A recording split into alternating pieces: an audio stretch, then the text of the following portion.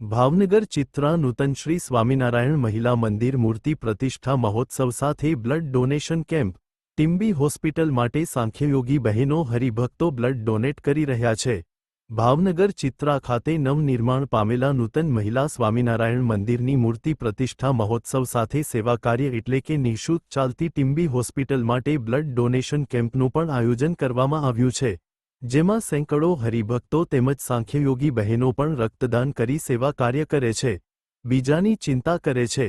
સાથે કન્યા છાત્રાલય નિઃશુલ્ક શરૂ કરી સંસ્કાર સાથે શિક્ષણ દેશની શ્રેષ્ઠ કન્યાઓનું નિર્માણ કરવાનો પ્રારંભ 8મી એ મૂર્તિ પ્રતિષ્ઠા તેમજ કન્યા છાત્રાલયના ઉદ્ઘાટનથી થવા જઈ રહ્યો છે। તે ઐતિહાસિક મહોત્સવના સાક્ષી બનવા ભાવનગરના ભાઈઓને ખાસ બહેનો એટલે કે નારી શક્તિને ભાવભર્યું આમંત્રણ છે।